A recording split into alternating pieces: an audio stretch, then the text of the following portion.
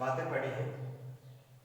इस वीडियो के अंदर पेशियों से जुड़ी हुई अगली बात आपको समझा रहा हूं।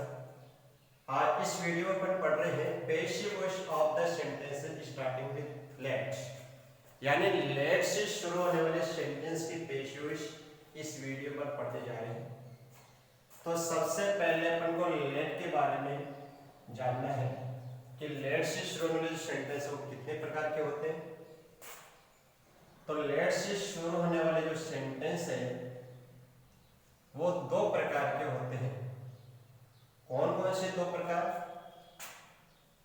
एक है लेट्स, यानी लेट के बाद में अस का प्रयोग। लेट के बाद में एस का प्रयोग, जिसे ऐसे भी लिख सकते हैं लेट्स या लेट्स।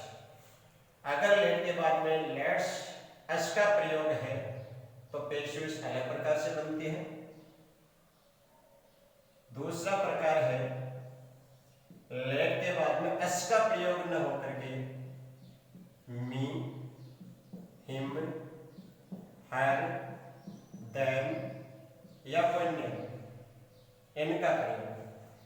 तो लेट से शुरू सेंटेंस दो प्रकार के होते हैं। पहला प्रकार है लेट के बाद में अस का प्रयोग, दूसरा प्रकार है लेट के बाद में अस के अलावा अन्य कोई प्रोनाउन मी, हिम, हर, देम या नेम का प्रयोग। लेट एस लिखा हुआ अपन को बहुत कम नजर आता है, ज्यादातर सेंटेंस में लेट से लिखा मिलता है। जब लेट के बाद में एस का प्रयोग है या सेंटेंस लेट से शुरू है तो उस सेंटेंस के द्वारा सजेशन का बोध होता है। सजेशन यानी सुझाव का बोध होता है। सुझाव का बोध होता है। किसका बोध होता है? सुझाव का। सेंटेंस लेट से शुरू है तो सजेशन सुझाव का बोध होता है। सेंटेंस में लेट के बाद में मी, हिम, हर, देम, नेम का प्रयोग है तो उस सेंटेंस के द्वारा रिक्वेस्ट या परमिशन का बोध होता है। अगर लेट से सेंटेंस शुरू है, सुझाव का बोध है तो पेशियों कुछ अलग प्रकार से बनती है।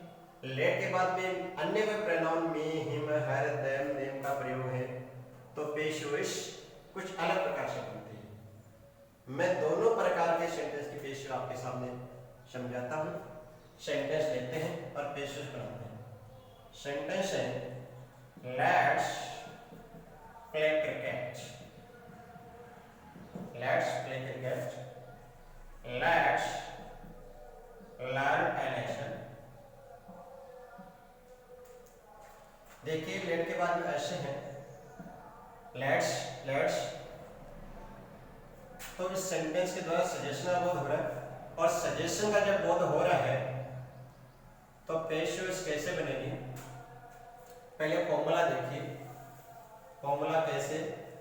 पहले अपन ऑब्जेक्ट लिखेंगे, पहले ऑब्जेक्ट लिखेंगे, ऑब्जेक्ट के बाद में शुड का प्रयोग करेंगे, शुड के बाद में बी का प्रयोग करेंगे, बी के बाद में वर्ब की थर्ड फॉर्म आएगी, थर्ड फॉर्म के बाद में क्या होगा? बाय का यूज होगा और बाय के बाद में लेट के बाद आया हुआ एस प्रोनाउन।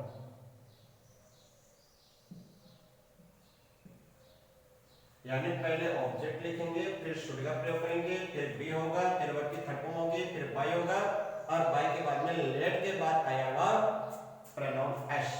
एस बोले तो ये जो एस है वो यहां लग जाएगा। अब इसके बनाते हैं। तो पहले ऑब्जेक्ट, ऑब्जेक्ट बोले तो ये रहा ऑब्जेक्ट, में प्ले है जो वर्ब है उसके बाद में ऑब्जेक्ट है। तो क्रिकेट, उसके बाद में शुड, फिर बी, बी के बाद में वर्ब की थर्ड फॉर्म प्ले की थर्ड फॉर्म होगी प्लेड, उसके बाद में बाय और बाय के बाद में लेट के बाद आया प्रोनाउन, लेट के बाद में क्या है एस, तो ये एस लिख देंगे अपन यहाँ पर। और ये सेंटेंस कंप्लीट हो। Cricket should be played by us. नीचे जो सेंटेंस नोट किया हुआ है इसी प्रकार से इसकी बनेगी। तो कैसे बनेगी? पहले ऑब्जेक्ट होगा एन शैल, फिर शुड के बाद में बी, बी के बाद में थर्ड फॉर्म लर्न के खत्म होंगे लर्न, LERN लर्न, और उसके बाद में बाय, और बाय के बाद में ये लेट के बाद में आएगा प्रोनाउन एश, बाय एश। तो लेट से शुरू सेंटेंस की पेशवेश इस फॉर्मूले के द्वारा बनती है। ये फॉर्मूला आपके सामने है, देख लीजिए। ये दो एग्जांपल मैंने आपको अच्छी तरह समझा दी। अब अपन पढ़ते हैं दूसरा प्रकार। लेट के बाद में अश्न होकर के मी, हिम, हर, देम या नेम हो तो पेशवेश कुछ अलग प्रकार से बनती है। और उस सेंटेंस के द्वारा रिक्वेस्ट या परमिशन का बोध होता है। रिक्वेस्ट या परमिशन का बोध होता है तो फॉर्मूला कुछ अलग होगा। वो क्या होगा?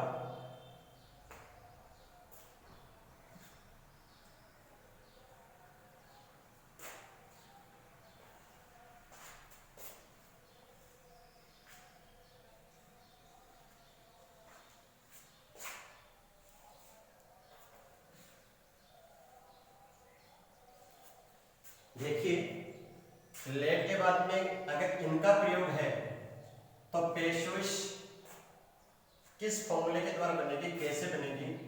फॉर्मूला देखिए, फॉर्मूला वही रहेगा जो पीछे मैंने आपको बताया था। यू आर रिक्वेस्टेड, रिक्वेस्टेड का प्रयोग करेंगे। क्यों?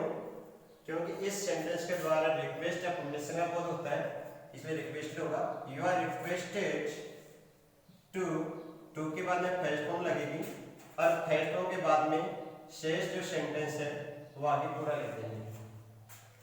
अगर सेंटेंस नेगेटिव है तो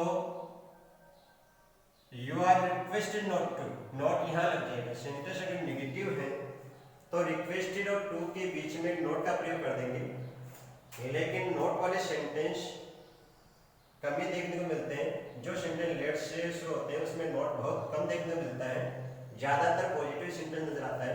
इसलिए इसी फॉर्मूले को ध्यान में रखें। यू आर रिक्वेस्टेड टू के बाद फर्स्ट फॉर्म और सेंटेंस कंप्लीट आगे लिख दिया जाए। एग्जांपल देखेंगे, let me go home, let me go home. Let के बाद में मी है तो इसमें रिक्वेस्ट या परमिशन बोल रहा है। Let me home, let me go home, मुझे घर जा दे दीजिए या मुझे घर जाने की परमिशन दीजिए। तो फॉर्मूला आपके सामने लिखा हुआ ऊपर, इस फॉर्मूले के द्वारा अपन बनाएंगे। तो you are requested, you are requested to, you are requested to के बाद में फर्स्ट फॉर्म। और इस तरह के जो सेंटेंस होंगे जो लेट से शुरू हो रहे हैं, लेट के बाद में लिखा हुआ है, उसमें फर्स्ट फॉर्म इस लेट को ही यूज करना है, लेट को ही फर्स्ट फॉर्म मानना है। तो लेट मी गो होम। फिर सुनेंगे कि वो सेंटेंस जो लेट के बाद में मी, यानी लेट के बाद में मी, हिम, हर, देम, नेम का यूज है तो इस सेंटेंस में रिक्वेस्ट या परमिशन बोल होता है। और इस तरह के सेंटेंस के पेशवेश इस फॉर्मूले के द्वारा बनाएंगे। यू आर रिक्वेस्टेड टू के बाद में फर्स्ट फॉर्म और फर्स्ट फॉर्म में सेंटेंस पूरा लिखेंगे। एग्जांपल है लेट मी गो होम, मुझे घर जाने दीजिए। तो इस सेंटेंस में रिक्वेस्ट और परमिशन का बोध है। तो ये फॉर्मूला आपके सामने पेशवेश क्लास बनेगी। You are requested to, you are requested to के बाद में फर्स्ट फॉर्म। और इस सेंटेंस में फर्स्ट फॉर्म अपन लेट को ही मानेंगे। किसको मानेंगे? एनी टाइम लेट को मानेंगे। तो to let me go home. एक सेंटेंस और देख लीजिए, let Ravi, let Ravi come here, let Ravi come here, Ravi को यहाँ दे दीजिए। तो इसमें भी रिक्वेस्ट या परमिशन अबाउट है। तो you are requested, you are requested to, you are requested to let, to के बाद में फर्स्ट फॉर्म अपन लेट को ही मानेंगे एनी टाइम, तो लेट रवि कम हियर। ये लेट से स्लोनेस सेंटेंस की पेशवेश कंप्लीट होगी। अब अपन पेशवेश से संबंधित कुछ स्पेशल या विशेष जो बातें हैं, पेशवेश से जुड़ी कुछ विशेष स्पेशल बातें जो है वो अगले वीडियो में मैं आपके सामने समझाऊंगा। तब तक के लिए इतना ही काफी है।